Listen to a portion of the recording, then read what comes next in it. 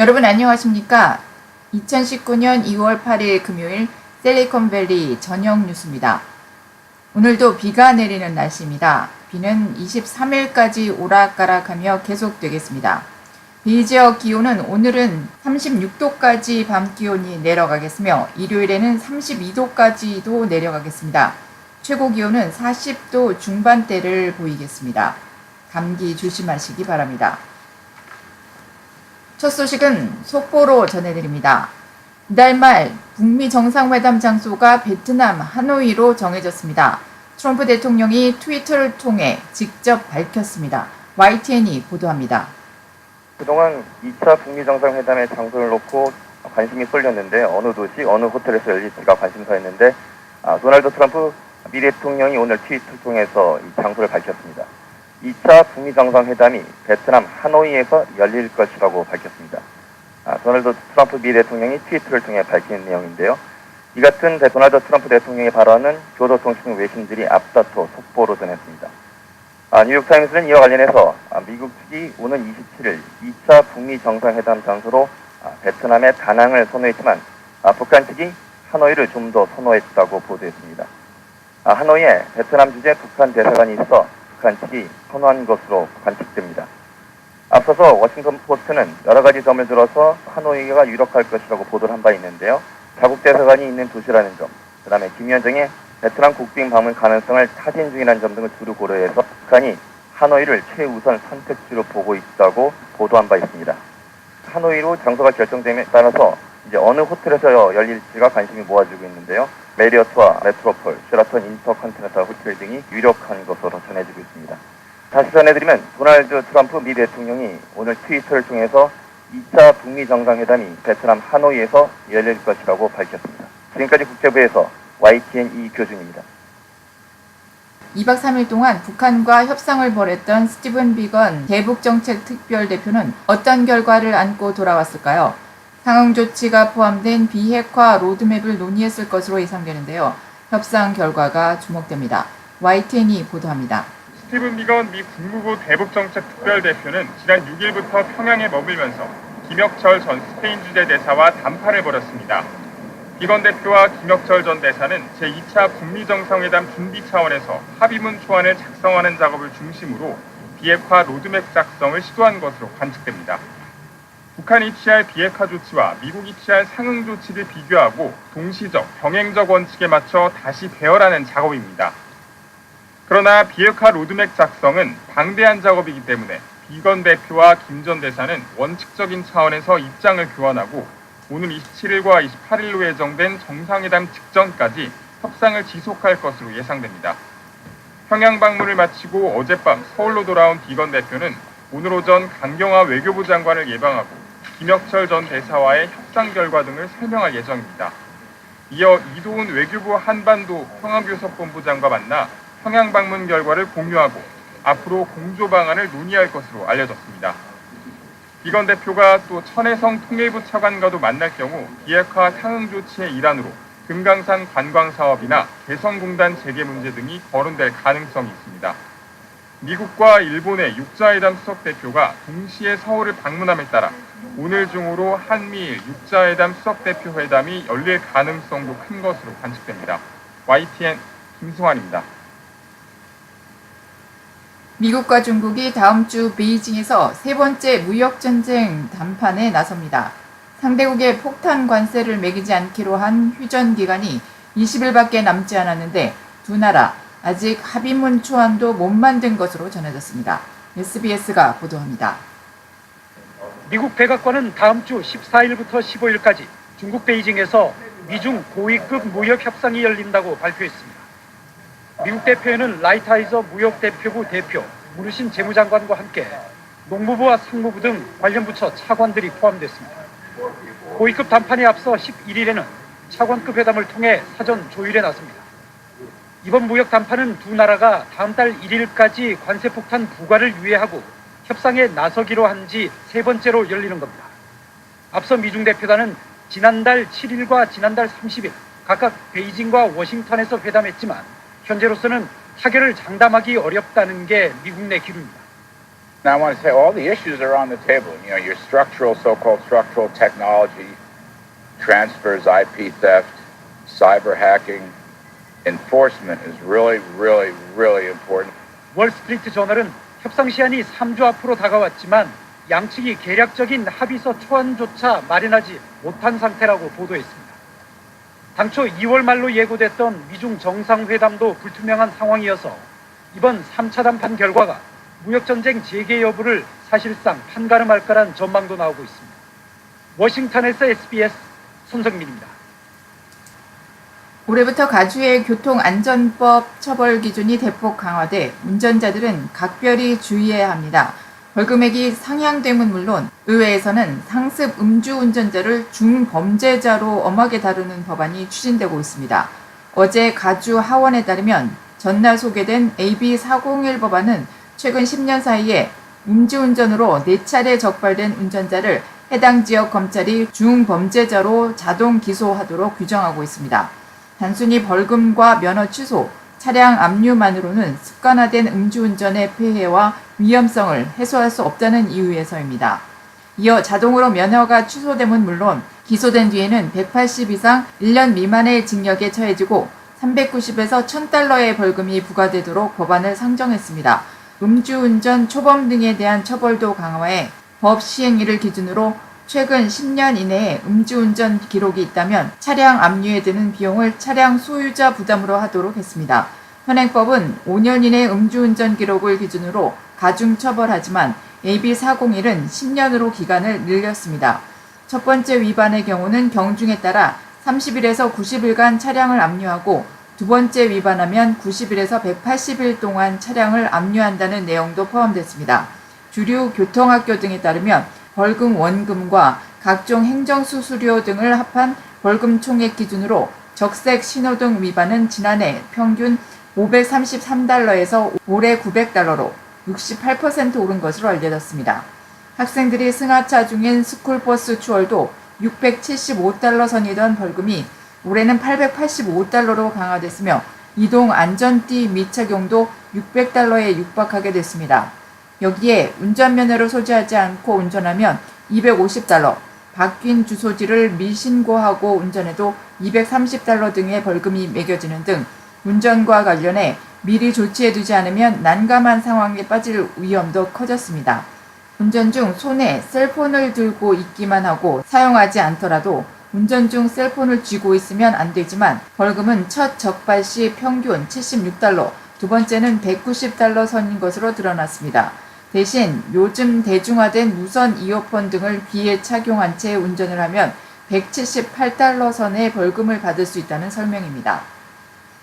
6일 샌프란시스코 이너 리치몬드 인근 한 공사 현장에서 발생한 폭발 사고의 원인인 메스테크사가 2012년 뉴욕에서 발생한 가스 폭발 사고와도 관련이 있는 것으로 나타났습니다. 샌프란시스코 크로니클의 보도에 따르면 2012년 1월 16일 뉴욕 웨스트 하버 스트로우에 위치한 주택단지에서 가스 폭발 사고가 발생해 인근 건물들이 불에 타고 4명이 부상당했는데 머스테크의 하도급 업체인 FGC 커뮤니케이션스의 과실이 사고의 주 원인인 것으로 나타났습니다. 이들은 몰 혹은 미사일이라고 불리는 공압장치를 사용하고 있었으며 2인치 길이의 광섬유 케이블 전선을 잘못 설치하던 도중 가스관이 파열, 폭발했다고 해당 카운티 검사 측은 밝혔습니다. 이로 인해 콘도 유닛 한 채와 인근 가옥들이 불에 타고 소방관 2명과 유틸리티사 직원 2명이 중상을 입은 것으로 나타났습니다. FGC 커뮤니케이션스는 적용 가능한 규제 및 산업 표준을 위반한 것으로 나타났으며 이에 따라 사고 발생 원인에 대한 이들의 혐의를 인정했습니다. 한편 메스테크사는 6일 발생한 폭발 사고와 관련해 사과 성명문을 발표했으며 사건 발생의 정확한 원인을 알아내기 위해 조사 중입니다. 거대한 비행기가 이착륙하는 광경을 볼 수 있는 야외 관망 데크가 이번 주에 샌프란시스코 국제터미널에 오픈했습니다. 야외 관망 데크 건설은 5,500만 달러가 들어가는 국제터미널 보수 공사의 일부입니다. 야외 관망 데크는 국제터미널 끝 유나이티드와 스타 얼라이언스가 있는 G사이드에 위치해 있으며 6일부터 보안 관계상 오전 7시 반부터 밤 11시 반 사이에 오픈했습니다. 보안 관계상 유나이티드 항공사가 있는 터미널 3과 국제터미널 G사이드 승객만이 이용 가능합니다. 2997제곱피트의 데크는 활주로 북쪽을 향한 180도가 넘는 확 트인 전망을 갖고 있어 오전에는 차이나 항공의 747-8, 저녁에는 루프탄자의 A380이 이착륙하는 것을 볼 수 있습니다. 맑은 날에는 샌프란시스코의 세일즈 보스 타워가 보입니다. 바람과 날아드는 새들을 막기 위해 투명한 조류 방어 유리로 덮여 있으며 금연 지역입니다. 그러나 간단한 음식과 음료는 허용됩니다.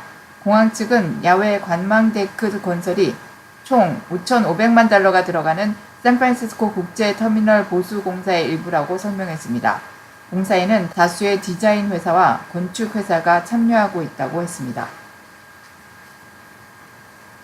밀피타스 시의회는 5일 밀피타스 시의 상하수도 요금을 4월 1일부터 2022년 7월 1일까지 각각 30%와 37%씩 인상하는 안을 만장일치로 통과시켰습니다. 그러나 모빌홈 거주자, 저소득층, 연방 공무원 등에게는 인상분을 일정 부분 보조해주는 방안을 검토 중입니다. 이번 인상은 수십 년 된 상하수도 기간시설을 교체 수리하기 위해서입니다. 밀피타스 시는 향후 5년간 상수도 시설 교체에 4,630만 달러, 하수도 시설 교체에 7,500만 달러가 필요합니다. 산호제에서 활동하던 한인 태권도 사범 서모 씨가 6일 미성년자에게 음란 행위를 한 혐의로 체포됐습니다. 산호제 경찰국 산하 아동 인터넷 범죄 및 아동 착취 전담부서는 지난해 11월 서 씨가 자신의 학생 2명에게 부적절한 행위를 저질렀다는 제보를 받고 조사에 착수했으며 6일 서 씨를 피해자 학생 2명을 지속적으로 만지는 등의 음란 행위를 한 혐의로 체포했습니다. 서 씨는 현재 10살 이상 나이 차이가 나는 14세에서 15세 아동에게 음란 행위를 한 혐의로 산타클라라 교도소에 보석금 없이 수감 중입니다. 1970년대 동성애 사회를 경악해 했던 게이 연쇄살인 미해결 사건의 용의자를 찾기 위해 경찰 당국이 재수사에 힘쓰고 있습니다. 샌프란시스코 경찰국은 1970년대 백인 동성애자 5명을 잔인하게 살인하고 사체를 유기한 용의자 두들러를 찾기 위해 6일 새로 그린 몽타주를 내놓고 이에 현상금 10만 달러를 걸었습니다.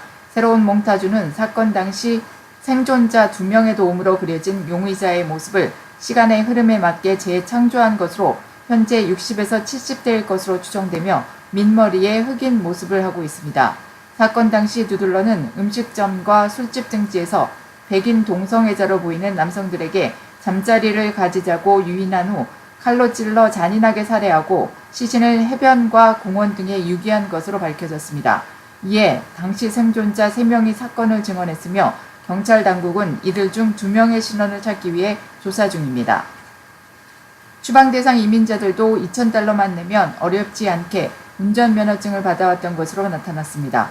어제 AP통신 등에 따르면 연방당국은 플로리다주에 거주하는 추방 대상 불법 체류 이민자들이 플로리다 운전면허증을 발급받을 수 있도록 이들에게 위조된 이민 서류를 제공해온 이민 서류 위조 전문 사기 조직을 적발했습니다. 당국은 이민 서류 위조 사기 행각을 주도한 발로이스 누네즈 아텔리스 등을 포함해 일당 20여 명을 체포하고 연방법원에 기소했습니다. 발로이스 누네즈는 이민국 직원을 가장해 추방 대상 불법 체류 이민자들에게 1인당 2,000달러를 받고 추방 유예를 받은 것처럼 위조한 서류를 제공해 이들이 운전면허증을 발급받도록 해온 것으로 알려졌습니다. 지난해 9월 플로리다주 차량국에는 운전면허증 발급을 신청하는 이민자들의 신청 서류에 위조가 의심되는 다수의 이민 서류들이 제출되기 시작했습니다. 위조된 것으로 보이는 이민 서류들이 다수 발견되자 주 차량국과 이민당국의 공조 수사가 시작됐고 3개월 만에 이민 서류 사기 조직원 20여 명을 검거할 수 있었습니다. 트럼프 대통령이 국경장벽 문제 처리와 관련한 신속 협상 시한을 앞두고 압박을 강화하는 가운데 낸시 펠로시 하원의장은 연방정부의 셧다운 사태가 재발하지 않을 것이라고 밝혔다고 정치 전문 매체인 폴리티코가 보도했습니다. 펠로시 의장은 지난 6일 의사당 사무실에서 진행된 폴리티코와의 인터뷰에서 또 한 번의 셧다운은 없을 것이고 그런 일은 일어나지 않는다고 주장했습니다. 펠로시 의장은 국경 보안 협상을 하는 양당의 하원 상원 패널이 오는 15일 예산 지원 시한 이전에 합의에 도달할 것으로 믿는다고 말했습니다. 펠로시 의장은 트럼프 대통령의 국경 장벽에 대해 추가 예산 지원은 없다는 입장을 고수하는 와중에도 의회 협상을 통해 나오는 어떤 합의에 대해서도 지지하겠다고 약속했습니다. 4년 전 시애틀 지역에서 발생한 대형 교통사고와 관련해 피해자들에게 1억 달러 이상의 배상금 지급 판결이 내려졌습니다. 지난 2015년 9월 24일 시애틀 인근 오로라 다리에서 발생한 이 사고는 유명 수륙 양용 관광 차량인 라이드 더 덕이 갑자기 차축이 부러지면서 노스 시애틀 칼리지 소속 학생 45명을 태운 전세 버스를 들이받아 발생했습니다. 당시 이 사고는 버스에 타고 있던 한국인 유학생 김하람 씨를 포함해 5명이 숨지는 등 무려 69명의 사상자를 낸 참사였습니다. 이에 따라 1억 달러 이상에 달하는 배상금은 피해 상황에 따라 원고들에게 적게는 $10,000부터 최대 2,500만 달러까지 차등 지급될 예정입니다. 한편 사고를 냈던 수륙 양용 차량은 2차 세계대전 때 사용했던 군용 차량을 관광용으로 개조한 것으로 당시 연방교통안전위원회는 사고 후 진행한 조사에서 차축이 부러진 이유는 기계 결함, 정비 불량 등이 원인이라고 밝힌 바 있습니다. 캘리포니아 주의회가 3일 만세운동 100주년이 되는 오는 3월 1일을 유관순의 날로 제정하는 안을 추진합니다. 어제 최석호 주 하원 의원은 캘리포니아 주의회에 3월 1일을 유관순의 날로 제정하기 위한 결의문을 상정했다고 밝히며 이미 의회의 입법심사처 관문을 통과했기 때문에 주의회 통과는 무난할 것으로 보인다고 전했습니다.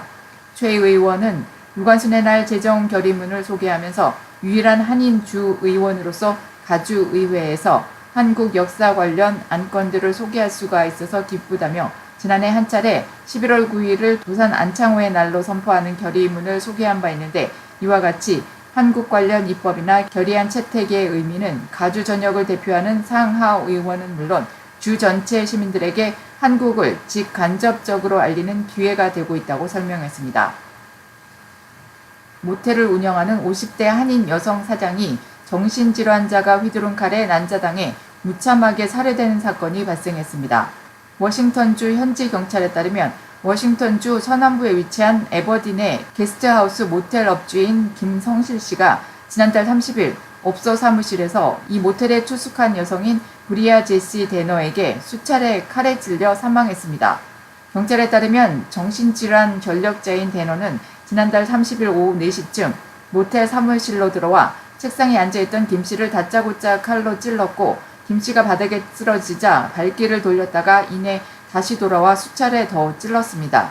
당시 방에서 일하고 있던 김 씨 남편이 사무실에 왔다가 참변을 당한 부인을 보고 응급 소생술을 시도했지만 김 씨는 회복하지 못했습니다. 데너는 사건 몇 시간 뒤 인근 슈퍼마켓에서 손에 피가 묻은 채 체포됐으며 1급 살인 혐의로 기소돼 지난달 31일 인정신문에서 보석금 50만 달러가 책정된 상태입니다. 그녀는 현재 정신감정이 진행 중입니다. 아메리칸 에어라인 소속 조종사가 항공기 탑승에 앞서 술에 취한 상태임이 적발돼 영국 공항에서 체포됐습니다. CBS 뉴스의 보도에 따르면 어제 영국 맨체스터에서 필라델피아로 떠나기로 예정돼 있던 AA735편의 조종사가 규정된 알코올 수치를 위반해 맨체스터 공항에서 체포돼 수감됐습니다. 이 조종사는 62세이며 이름은 공개되지 않았습니다. 아메리칸 에어라인도 성명을 통해 조종사가 체포된 사실을 공식 확인하며 사과했습니다.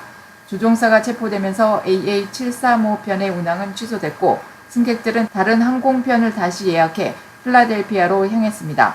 아메리칸 에어라인은 성명을 통해 우리 항공사 소속 조종사가 체포됐고 AA735 항공편은 취소됐다면서 안전은 우리의 최우선 사항이며 고객들의 여행 계획에 지장을 준 것에 사과한다. 우리는 영국 경찰 당국의 법 집행에 적극 협조하고 있다고 발표했습니다. 미국의 글로벌 온라인 여행 업체인 익스피디아와 자회사인 오비츠가 미국 정부로부터 정권 퇴진 압박을 받는 베네수엘라 관련 여행 상품 판매를 중단했습니다. 어제 이들 웹사이트들에서는 베네수엘라의 주요 도시를 가는 항공편이나 현지 호텔에 관한 목록을 예약 옵션에서 찾아볼 수 없다고 AP통신이 보도했습니다. 워싱턴주 벨뷰에 본사를 두고 있는 익스피디아 측은 이에 대해 여행객들의 편의와 범죄와 소요 사태 등을 근거로 한 정부의 여행 권고에 따른 것이라고 설명했습니다. 익스피디아는 여행에 관한 정부의 권고가 일정 수준에 달하면 웹사이트에서 해당 목적지를 내린다고 말했습니다. 이러한 판매 중단은 베네수엘라의 상황이 개선되고 여행 권고가 바뀔 때까지 지속할 것이라고 익스피디아는 덧붙였습니다. 2015년 익스피디아가 인수한 오비치도 베네수엘라 여행 상품에 관해 익스피디아와 같은 조치를 했으나 이에 관한 별다른 언급은 하지 않았습니다. LA 롱비치항을 통해 역대 최대 규모의 마약을 밀반출하던 조직이 적발됐습니다. 연방 관세 국경 보호국은 지난달 11일 롱비치항을 통해 호주로 밀반출되던 1.7톤 이상의 마약류를 적발했다고 어제 밝혔습니다. 당국은 당시 메탐페타닌 3,810파운드를 비롯해 코카인 56파운드 그리고 헤로인 11.5파운드 등을 압수했습니다. 이는 당국이 롱비치항에서 압수한 마약량 가운데 역대 최대입니다. 또 마약류는 3개의 컨테이너에 나뉘어져 예술적으로 숨겨져 있었다고 당국은 전했습니다. 이후 당국은 수사를 확대해 관련 사건의 용의자로 미국인 2명과 호주 국적의 4명 등 6명을 이번 주 호주에서 검거했습니다. 시애틀의 이번 주말 최고 적설량이 30cm의 폭설이 쏟아져 큰 피해가 우려된다고 국립기상청과 방재당국이 오늘 경고했습니다. 연중 온화한 기후를 보이는 내해에 위치한 시애틀에 이처럼 눈이 많이 내리는 것은 1990년 이후 29년 만입니다. 시애틀에서는 1990년 2월 9.8인치 약 24.9cm를 기록한 것이 근래 최고 적설량입니다. 시애틀에는 이번 주 초 이미 10cm 가까운 폭설이 내리면서 수만 가구가 정전되고 시애틀 타코마 국제공항에서 항공편 수백 편이 결항하는 등 몸살을 앓았습니다. 마야로 명명된 이번 눈폭풍은 이번 주말 태평양 북서 연안에 상륙한 뒤 오레곤주를 거쳐 중서부 대평원 지역을 통과할 것으로 보입니다. 웨더채널은 마야가 다음 주에는 미 대륙을 횡단해 동부 연안까지 영향을 미칠 것이라고 예보했습니다. 국제 소식입니다. 호주 북동부에 쏟아진 기록적인 폭우로 최대 소 30만 마리가 떼죽음을 당했다고 영국 일간 가디언이 오늘 전했습니다. 지난주 호주 퀸즐랜드주 타운스빌 지역에 쏟아진 폭우로 인근 로스강 댐이 범람할 지경에 이르자 주정부는 지난 3일 댐의 수문을 개방했습니다. 그 결과 초당 1900세제곱미터의 물이 로스강으로 흘러들어 저지대에 위치한 타운스빌 교회를 덮쳤고 최대 소 30만 마리가 급류에 휩쓸려 목숨을 잃었습니다. 이에 따른 재산 피해는 3억 달러에 달할 것으로 추산됩니다. 현지 언론에 따르면 로스댐 관리 계획은 100년에 한 번 발생하는 폭우에 대응할 수 있는 수준입니다. 그러나 지난주 일부 지역의 강우량은 아마도 2000년에 한 번꼴로 발생할 수 있는 수준이라고 제니힐 타운스빌 시장은 전했습니다. 중국에서 후천성 면역 결핍증 에이즈를 일으키는 인체 면역 결핍 바이러스 HIV에 오염된 혈액 제제가 대량 유통돼 환자들에게 투여된 것으로 확인돼 비상이 걸렸습니다. 긴급 조사에 착수한 보건당국은 민심 동요를 우려한 듯 감염 확률이 낮다며 진화에 나섰지만 네티즌을 중심으로 비판 여론이 확산되고 있습니다.